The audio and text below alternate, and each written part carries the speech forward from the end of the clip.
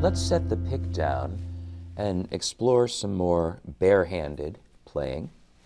And what we're going to do here is a very simple comp in which we are getting the fingers to work primarily together as a unit. We're going to start off with resting index, middle, ring on strings 4, 3, and 2. Remember, the basic hand position here is arm neutral, bring it to the strings, fingers are relaxed. Now, if your hand looks like this, that's not relaxed. If your hand looks like that, it's not relaxed. If your hand looks like this, it's not relaxed. Is this relaxed? Well, arguably, but you want to know what relaxed looks like? Just hold your right hand out in front of you like that, keeping in mind that even this requires muscle work to extend the fingers. So neutral, in most people's hands, will be a curled hand. So I bring that in, touch my fingertips to 4, 3, 2.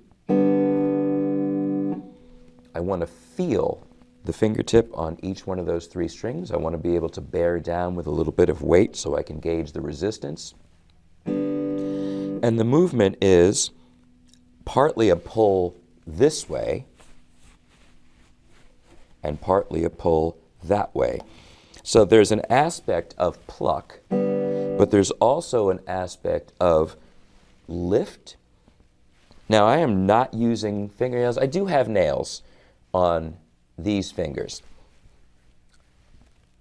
I played classical guitar years ago. If you know about classical guitar, the nails are a hugely important part. If you're a fingerstyle player and you rely on your nails, it's a big part of your sound.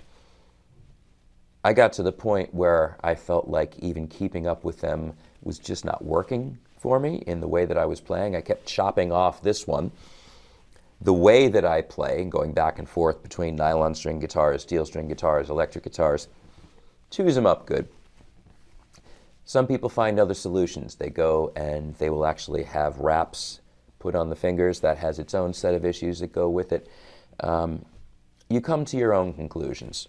I decided that if Tommy Emmanuel can get away with playing with his bare fingers, then I can too. You do develop a callus on the pad of the finger after a while, so you do actually have a harder surface so that you can get a little bit more of a pick attack. But right now I'm taking advantage of the rounded fingertip to give me a nice warm sound. I could alter my hand position a little bit so that I'm really using the nail. And that has a place, but not the sound I want right here.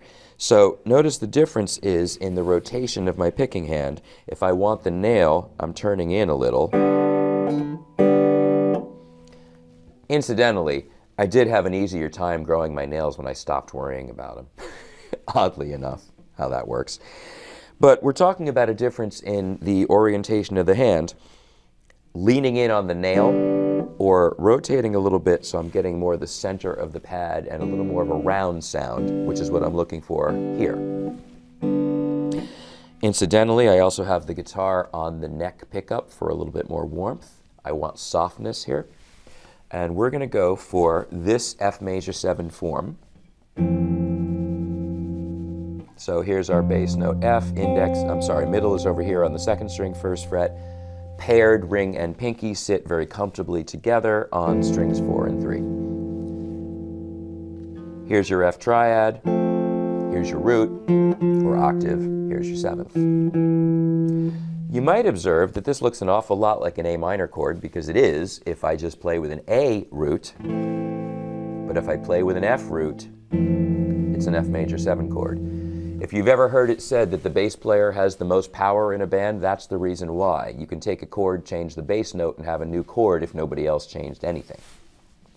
So we're going from F major 7 to A minor without changing anything in the left hand other than just not hitting that F bass.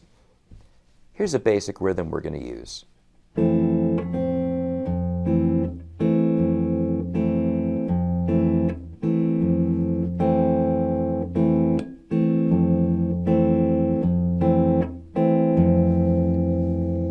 It's actually a bossa nova rhythm in the right context. Notice how the thumb and the fingers work together. Together, fingers only, thumb, fingers, rest, chord, thumb, chord, thumb, fingers. So there's a little percussive in between those repeated chords, and it's just bringing the fingers in. I'm not doing anything special, just touching, tapping really. So here's our rhythm. Notice how the chord rings over. 1, 2, 3, and tap, and bass alone, and then fill out the chord.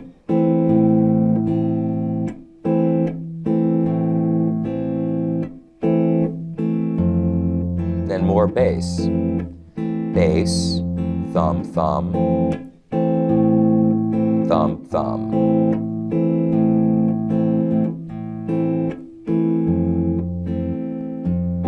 So notice how the thumb is really its own part. I can change strings too.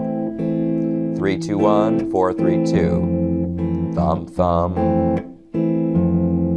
thumb, thumb. Change strings. Anticipate the G minor 7 and notice that I jumped into just a straight up bar. One could do this.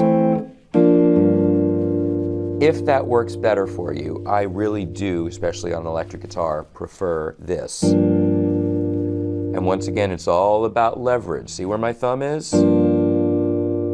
It's not down here. I don't need to do that. If you see this going on, if you have a T-Rex claw when you're trying to play a bar chord, you're overdoing it.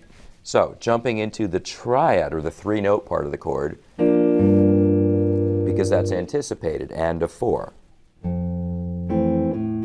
And 4, and 1. Same rhythm. Change strings there to get the high. Jump into D minor. Oops, there it is.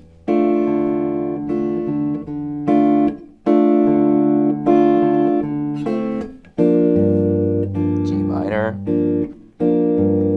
Now watch this jump. A little tricky because the whole chord is here, and you're probably not used to playing this triad like that. So I'm coming from this G minor 7. I really have to pay close attention to my middle and pinky fingers because I need to make sure they land cleanly. If you remember a while back, I was talking about paired fingers and how we can simplify a chord change by looking at the actual specific movement of the hand in terms of which fingers are together and how is the hand rotating. So in this position, I'm rotated a little bit out and I've got that pressure on the neck. When I move up here, I'm going to rotate in a little bit. My arm and elbow are carrying the hand into this position. And if I focus on index middle as a pair, this is fairly simple to be accurate, and then ring pinky as a pair. Makes it much easier to find this chord if we're looking at these two fingers plus these two, as opposed to trying to find everything sequentially. So look at the change.